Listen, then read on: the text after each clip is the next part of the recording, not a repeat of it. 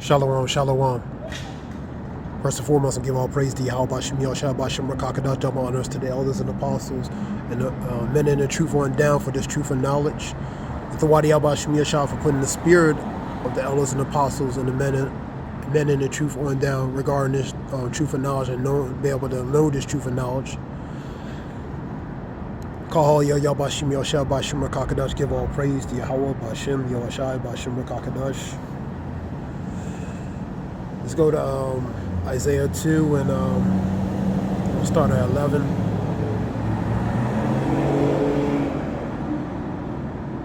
The lofty look of a man shall be humbled, and the haughtiness of a man shall be bowed down, and the Lord alone shall be exalted in that day. And that's the pride of the wicked, man, and the ones who have that characteristic and traits, man.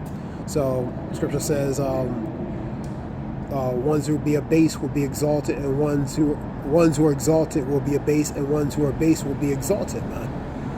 So in that day, the proud, the wicked, the haughty will be brought down, man. And Yahweh Bashem Yahshua will be praised and exalted in the land. Number 12. For the day of the Lord of hosts, which is an army, shall be upon everyone that is proud and lofty.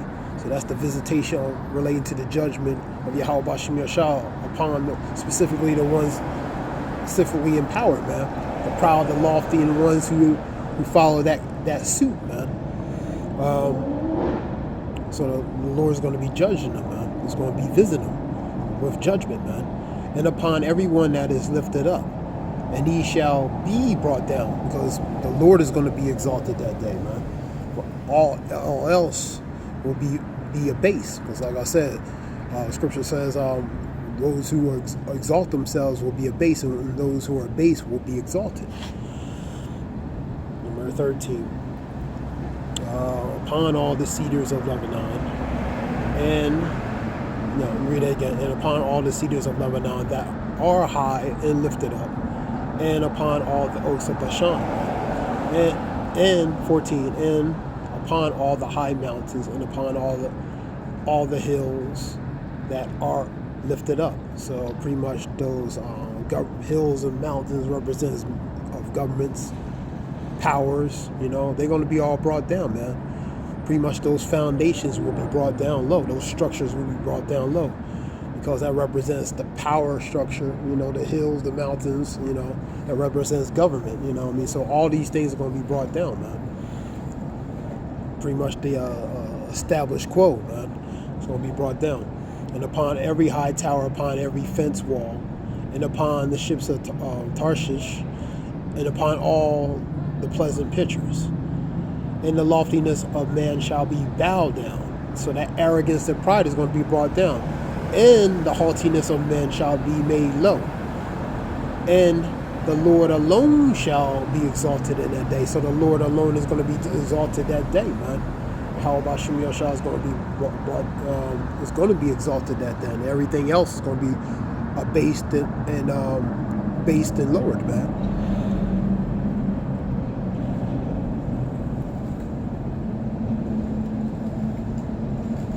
Let's go to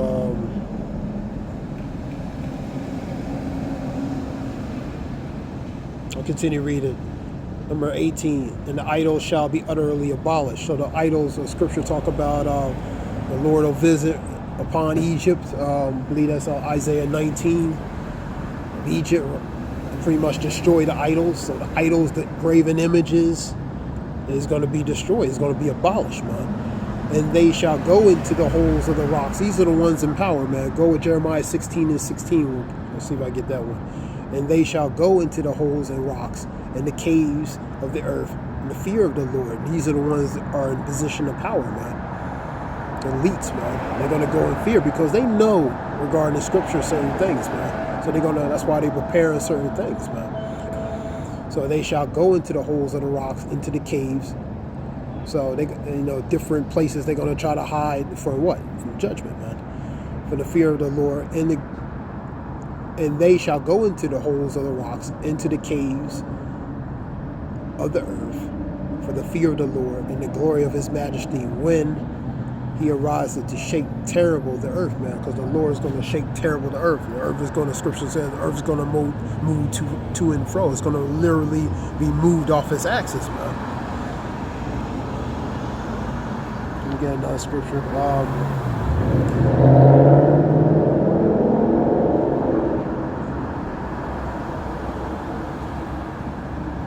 Because relating to what they hide from, you know, different bunkers.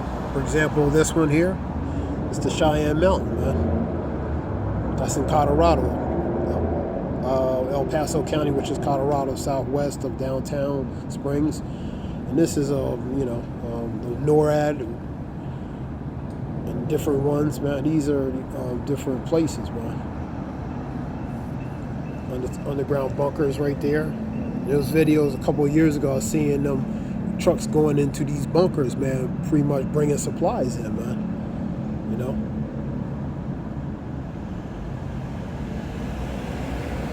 Let's go on a little bit of regarding this. Let me see.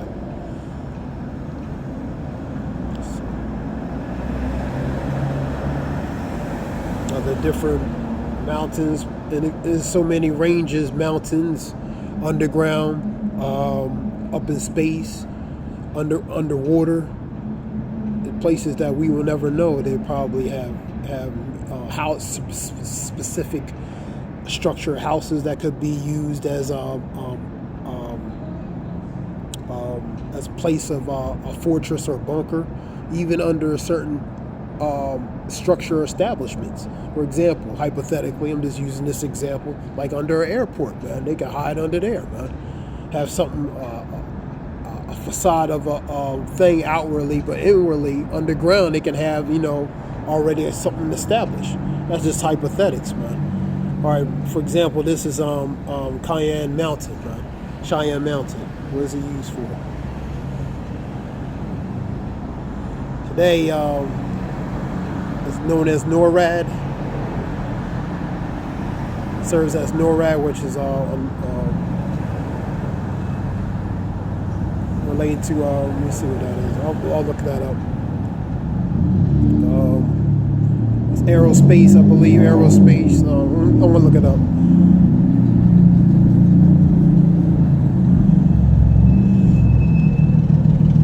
Shalak. So it serves as for military communication, recreation, and residential function. It was a video that was showing, you know, they have recreation gyms, place for people to eat food. Of course, area where it's classified in secret, which no one don't go into unless they have certain credentials. So, for the most part, it's an underground operations center or North American. There we go, NORAD, North American Aerospace Defense Command. Man, that's NORAD. Was built during the Cold War to monitor North American airspace for missile launches, Soviet and military aircraft, and also the eyesight for around the world, and even in space as well, man. So this is Cheyenne Mountain.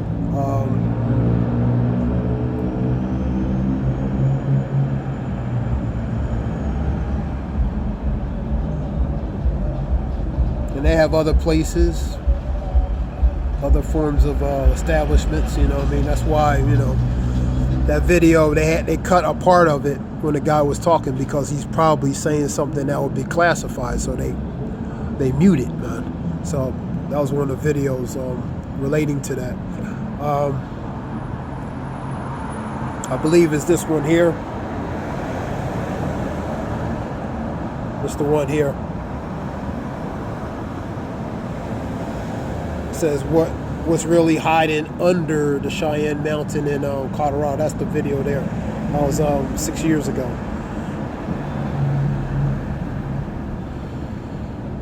So different establishments and places they could be going. So yeah, the NORAD, the Cheyenne Mountain, and different other facilities. Let me get back to the scriptures. Shalak.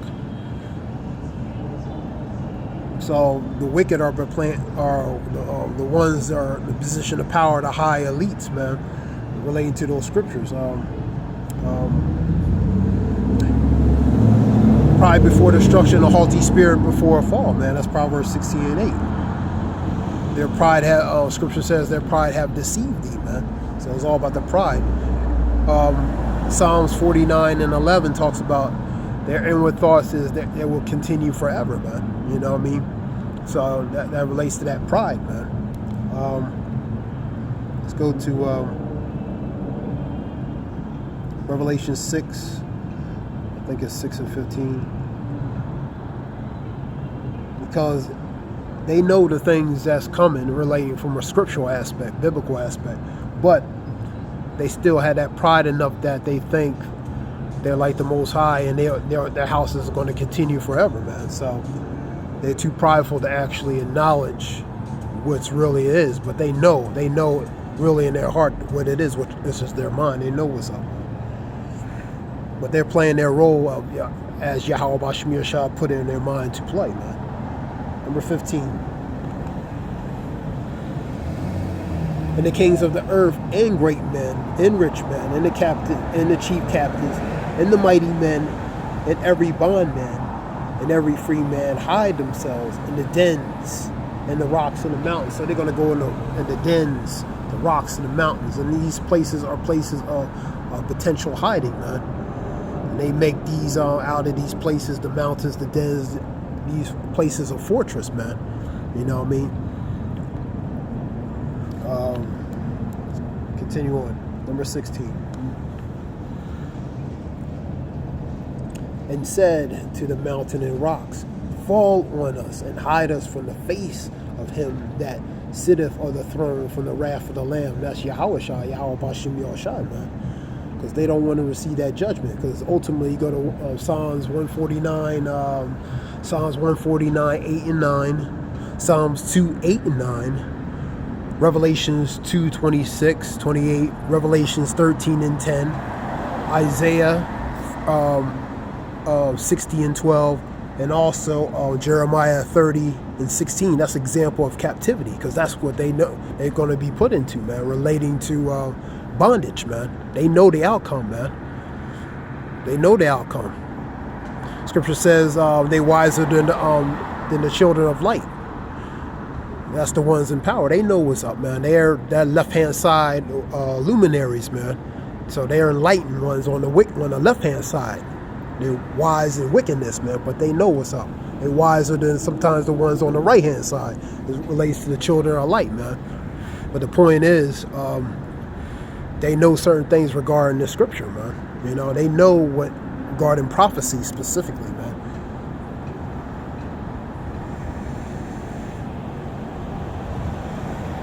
17. For the great day of his wrath is come, and who shall be able to stand? That's a question. So the Lord's gonna come with vengeance, man. You know what I mean? Psalm 7:11. The Lord is angry at who? The Lord is angry at the wicked every day, man. Why? Because they're in a position of power, man. That's Psalm 7:11. The Lord is known by that judgment he executes, man. That's 9:16 of Psalms, man. So the Lord is going to bring great wrath upon this place, man, which is aka Babylon, which is here in America, whether people believe it or not. You know what I mean? That merchant city is a powerful city. Who's that merchant city? A city of pretty much where you can be where you can make that somewhat dream, man. Revelation 18, that city talks about Babylon, which is the daughter of Babylon, man. You know what I mean? Let me go to 17 and 1, man. Revelation 17 and 1. Because that's what it's talking about. It's talking about America, man. It's aka daughter of Babylon. Who's the mother of Babylon? That's Great Britain, because that's where that eighth head came out of Great Britain, man. All right, Revelations.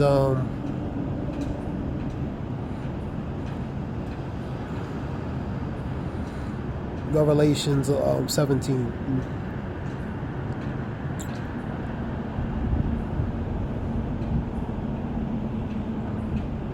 It's number 1, 17 and 1, man. And there came one of the 7 angels which had 7 vials to talk with me, saying to him, Come hither, I will shew unto thee the judgment of the great whore. And that's the daughter of Babylon, man. That sitteth on many waters, man. She sits on many mountains, nations, kindreds. You know what I mean? She's that whore that they're gonna turn on, man. You know what I mean? The nations are gonna become mad and turn and burn her, man. Let me see. Revelations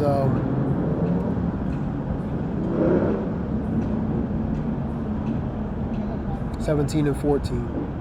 Let me see. 17 and 16. Here we go. I'll give you an example. And the 10 horns which thou sawest on the beast, that's EU NATO, these shall eat the whore, and shall make her desolate and naked, and shall eat her flesh and burn her with fire. So they're going to turn against her. There's these allies. They're going to turn against her, man. Eat her flesh and burn her. That relates to the missiles, man. All these missiles are going to come back on Babylon, man. That's what that is. Revelations 11 and 14. Woe, the second woe is past, and the third woe cometh quickly, man. 2 Peter 3:10 on down, man. The elements that's going to melt with fervent heat, man. That relates to the missiles, man. So these things, the Lord's going to put a spirit on his allies to turn against Babylon. The scripture says the nations are mad because they what? They're drunk enough her wine, man, relating to that Western philosophy. And they realize it's not what is cracked up to be. So these nations going to turn. They're going to see for what it is, man. You know what I mean? They're going to become mad, man.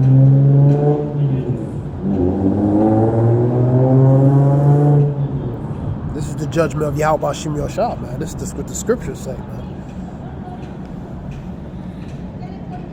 With whom the kings of the earth have committed fornication, and the inhabitants of the earth have been made drunk with her wine of her fornication. That wine is that Western philosophy which has been spilled, which has been given to these other nations, and they have become drunk off of it, man. Even countries that really don't care to take of that, the drink of that wine, they have drunk of it, man. And once they realize the what it actually is, man, these nations are going to turn on her, man. That's why the nations are going to become mad, man. You know. So that Western philosophy being pushed on, for example, countries that are more strict, more stern in their values, man.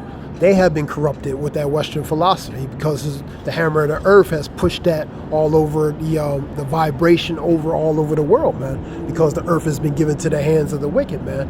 The power, they have the sword. Through the sword, they dictate order. That hammer is an instrument an instrument or a tool of punishment and even cruelty, man.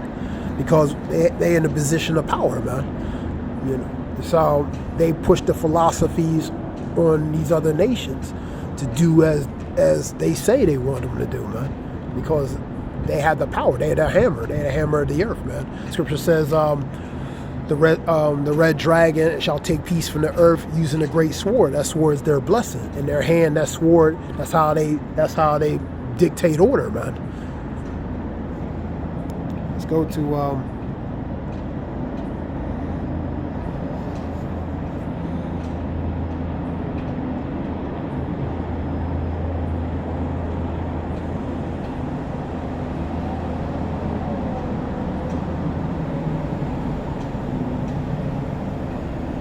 we'll read 4 and 5 real quick. And the woman that was arrayed in purple and scarlet and decked with gold and precious, that purple scarlet is like royalty colors, man. She looks good, outwardly looks good. Decked with gold and precious stones and pearls, having a golden cup in her hand of abominations and filth of her fornication. So outwardly she looked good, but inwardly is polluted and wicked, man. And upon her forehead was written Mystery Babylon. That's another name for the daughter of Babylon, man. Mystery Babylon the Great, and the mother of harlots, of abomination of the earth, man. That's Babylon, man. That's Babylon. And the ones who were complicit with her, they're going to receive the judgment, man. You know what I mean? You know, because they live deliciously, relating to benefiting off of, as well, being complicit and benefited with Babylon. They're going to receive the judgment of Yahweh Bashim Yoshav too, man. For example, that in the second Esdras, talking about judgment on Babylon, judgment on Asia, judgment on judgment on Babylon, and judgment on Asia, man. These other nations, man. They're gonna, because they all were complicit, man. That'll be second Esdras and 15 talking about that. Go to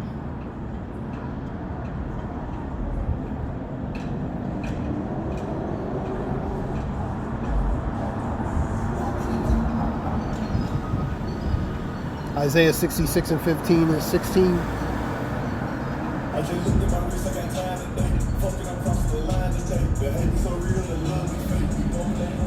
Behold, the Lord will come with fire and with his chariots. That's the chariots, man. That's part of the judgment. Those UFOs, which they call identified flying object or unidentified flying phenomena, man. For behold, the Lord will come with fire and with his chariots like a whirlwind, to render his anger with fury and rebuke, and with flames of fire. So that's the chariots, 66, 68, and 17 of Zechariah 5, 1 through 4, for that curse that's going to cover the face of the earth and come into the house of the thief, man. That's the curse that's going to come upon the face of the earth, man, to render judgment. That's part of the judgment, man. It might sound far-fetched and sci-fi to most people, because most people will laugh at this, but that's what Scripture says, man. For by fire and by the sword will the Lord plead. So the Lord's going to plead with all flesh, relating to, let's get that word plead real quick. And this plead related to the judgment, man. Let me see what we got here for plead.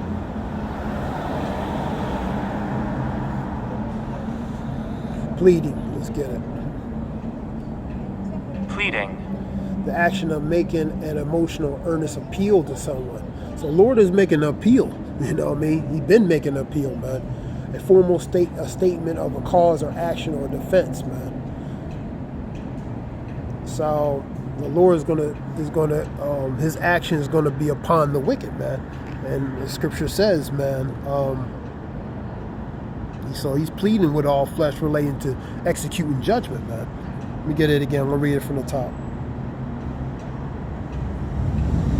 66 and 15. For behold, the Lord will come with fire and with the chariots like a whirlwind, to render his anger and fury and his rebuke with the flames of fire. Because through those chariots, there are going to be lasers. And when they hit, it's going to be like fire, man. It's going to zap you, man. For by fire and the sword will the Lord plead with all flesh.